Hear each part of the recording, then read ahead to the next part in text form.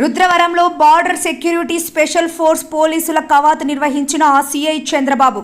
నంద్యాల జిల్లా ఆళ్లగడ్డ నియోజకవర్గం రుద్రవరం మండల పరిధిలోని పలు గ్రామాలలో బుధవారం నాడు సుమారు 60 మంది బార్డర్ సెక్యూరిటీ స్పెషల్ ఫోర్స్ పోలీసులతో సిరివెల్ల సిఐ చంద్రబాబు, రుద్రవరం ఎస్ఐ నిరంజన్ రెడ్డి ఆధ్వర్యంలో పురవీధుల గుండా పోలీసుల కవాతు నిర్వహించారు. ఈ సందర్భంగా రుద్రవరం మండల కేంద్రంలోని అమ్మవారి శాలా సర్కిల్లో ఏర్పాటు చేసిన సమావేశంలో సిఐ చంద్రబాబు మాట్లాడుతూ రాష్ట్రంలో ఎన్నికల కమిషన్ ఆదేశానుసారంగా నంద్యాల ఎస్పీ రఘువీరారెడ్డి రుద్రవరం మండల కేంద్రానికి బీఎస్ఎఫ్ పోలీసులను పంపించడం జరిగిందని, ప్రజలు ఎన్నికల నియమాలను తప్పక పాటించాలి అని, గుంపులుగా ఉండకూడదని, రాజకీయ పరంగా ఎలాంటి దూషణలు, పార్టీ జెండాలు, స్టిక్కర్లు వంటివి వినియోగించకూడదని, తమ అమూల్యమైన ఓటు హక్కును వినియోగించుకొని శాంతి భద్రతలకు భంగం వాటిల్లకుండా వ్యవహరించాలని అన్నారు.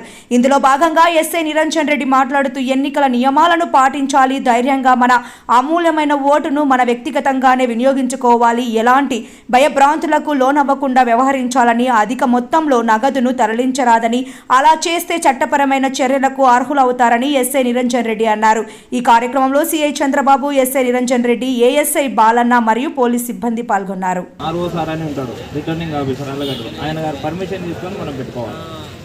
అట్లా పెట్టుకోకుండా, ఆ పర్మిషన్ తీసుకోకుండా మనం పెట్టుకుంటే మాత్రం ఖచ్చితంగా నేరం అవుతుంది. కాబట్టి ఈ విషయం అందరూ గుర్తుపెట్టుకోండి. అట్లాగే మీరు సంబంధించి క్యాష్ కూడా ఎవరు 50,000 రూపాయల డబ్బుల కంటే ఎక్కువ క్యారీ చేయకూడదు. అట్లా చేసినా కూడా అమౌంట్ స్వాధీనం చేసుకొని సంబంధిత డిపార్ట్మెంట్ వారికి హ్యాండ్ ఓవర్ చేస్తారు. మళ్ళీ మీరు అది ఇడిపించుకోవాలనే ప్రాసెస్ చాలా కొద్దిగా కష్టంగా ఉంటుంది. అలాగే ఎలక్షన్ కూడా అయిపోయిన వరకు మీరు అమౌంట్ అంతకాటికి ఎక్కువ క్యారీ చేయకూడదు. ఒకవేళ చేయాల్సిన పరిస్థితులు కేవలం రెండే. ఒకటి మ్యారేజ్, తర్వాత రెండోది వచ్చేసి మెడికల్ ఎక్స్పెన్సెస్, అంటే హాస్పిటల్ ఎవరైనా ఇబ్బంది పడుతుంటారు అప్పుడు మాత్రమే. ఇక మిగతా అన్ని సందర్భాల్లో మీరు ఆన్లైన్ మాత్రమే చేసుకోవాలి. మీరు అంటే ధాన్యం కొంటారు, కొన్నాక డబ్బులు ఇస్తుంటారు వాళ్ళు అవతల వాళ్ళు, అది తీసుకొని రావడం కూడా కొద్దిగా ఇబ్బందికర పరిస్థితి. కాబట్టి మీరు వాళ్ళతో కూడా ఆన్లైన్ చేయించుకోవాల్సిందిగా తెలియజేస్తున్నాము. అట్లే ఈ ఎలక్షన్ సందర్భంగా ఎవరు కూడా గొడవలకు, కొట్లాట్లకు దూరంగా ఉండాలి అందరూ. మీరు ఎందుకంటే ఇక మీదట ఎప్పుడు ఎలక్షన్ జరిగినా కూడా ఆటోమేటిక్గా మీరు ఎలక్షన్ నేరం చేసినారు కాబట్టి ప్రతిసారి ఎలక్షన్ జరిగినప్పుడు మిమ్మల్ని పిలుస్తూ ఉంటారు, నెక్స్ట్ మళ్ళీ జరగకూడదని చెప్పేసి. కాబట్టి మీరంతా చాలా జాగ్రత్తగా ఉండండి, ఎవరు గొడవలకు పోవద్దండి, స్వచ్ఛందంగా ఓటు వేయండి.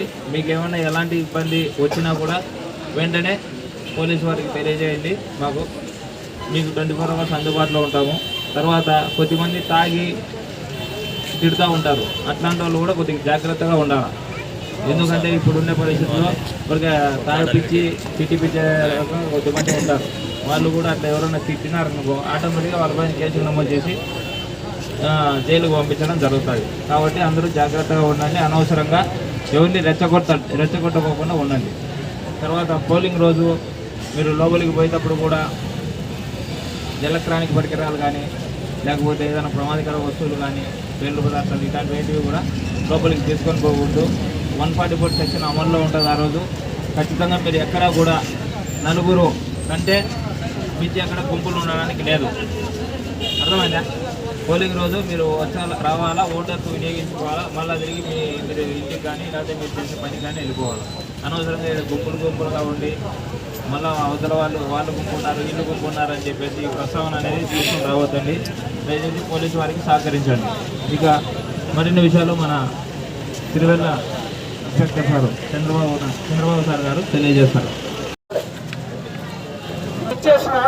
రుద్రవరం గ్రామ ప్రజలందరికీ నా హృదయపూర్వక నమస్కారాలు.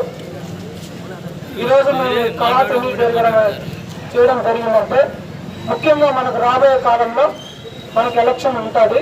అంటే మే 13వ తేదీ మనకు ఎలక్షన్ జరుగుతుంది.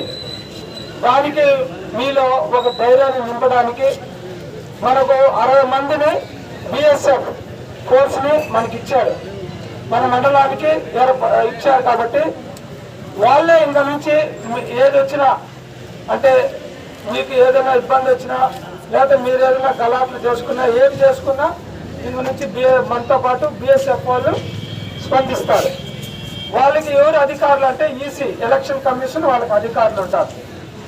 కాబట్టి ప్రతి ఒక్కరు మనమంటే ఏదో రోజు చూస్తూ ఉంటాం మిమ్మల్ని, కాబట్టి పోనీలే అని అనుకుంటాం ప్రతి చిన్నదానికి ఏదైనా దానికి. కాబట్టి వాళ్ళకి అలాంటివి ఏం లేవు. మీరెవరో తెలియదు, వాళ్ళు ఎవరో మీకు తెలియదు, వాళ్ళ భాష మీకు తెలియదు, మీ భాష వాళ్ళకి తెలియదు. కాబట్టి ప్రతి ఒక్కరూ ఈ ఎలక్షన్ జరిగే రోజులు చాలా జాగ్రత్తగా ఉండండి. వాళ్ళ దగ్గర పన్నారంటే మేము ఏం చేయలేము. అందుకనే ఈ కవాతు చేయడం జరిగింది. కాబట్టి ఎలాంటి కొట్లాట కానీ గలాట్లు కానీ దయచేసి చేసుకోవద్దండి. మేము రిక్వెస్ట్ చేస్తున్నాం, అర్థిస్తున్నాం మిమ్మల్ని, దయచేసి చేసుకోవద్దండి. మళ్ళీ మీరు మమ్మల్ని అర్థిస్తారు. సార్ ఏదో తప్పు అయిపోయింది చూడండి సార్ అంటే అప్పుడు మా చేతుల్లో ఏముండదు. ఇప్పుడు ఏదన్నా చేసినట్లయితే మీరు జీవితాంతం ఇబ్బంది పడతారు. ఒక్కసారి బైండ్ ఓవర్ కేసు పెడితే మీరు జీవితాంతం ఏ జెడ్పీటీసీ, ఎంపీటీసీ, ఏ సర్పంచ్ ఎలక్షన్, మున్సిపల్ ఎలక్షన్ దేనికైనా స్టేషన్కి రావాల్సి వస్తుంది. వచ్చి మీరు బైండ్ ఓవర్ కేసులు పెట్టుకోవాల్సి వస్తుంది. ఇవన్నీ ఇబ్బంది అవుతుంది. అప్పుడు అనిపిస్తుంది మనం ఎందుకు ఆ రోజు మనం సార్ చెప్తే ఎందుకు వినలేదు అనేది అప్పుడు అనిపిస్తుంది. కాబట్టి ముందే చెప్తున్నా, దయచేసి ఎలాంటి కొట్లాట్లు కానీ గలాట్లు కానీ ఏ సమస్య ఉన్నా మా దగ్గరికి తీసుకురండి. నా వల్ల కాకపోతే డిఎస్పీ కాకపోతే ఎస్పీ సార్, ఇంతమంది ఉన్నా మేము పరిష్కరిస్తాం. మీరు ఏమీ చేసుకోవాల్సిన పని లేదు. ఎలక్షన్ కోడ్ అమల్లో ఉంది కాబట్టి ప్రతి ఒక్కరూ ఎలక్షన్ కమిషన్ యొక్క సూచనల మేరకు జెండాలు కానీ, పెయింటింగ్స్ కానీ, హోర్డింగ్స్ కానీ, ఫ్లెక్సీలు కానీ ఇవన్నీ కానీ ఏది పెట్టుకోకూడదు. పార్టీ తరఫున ఏదన్నా మీరు అలా పెట్టుకోవాలంటే రిటర్నింగ్ ఆఫీసర్ మనకు ఆళ్ళగడ్డలో ఉంటారు, ఆయన యొక్క పర్మిషన్ తీసుకొని ఎవరైనా కానీ ఇలాంటివి ఏదైనా పెట్టుకోవచ్చు. ఈవెన్ మన బండి కూడా స్టిక్కర్లు ఉండకూడదు, పార్టీ స్టిక్కర్స్. అది పెట్టుకున్నా నేరమే. ముందే చెప్తున్నా, 2-3 నెలలు జైలు శిక్ష ఉంటుంది దానికి కూడా.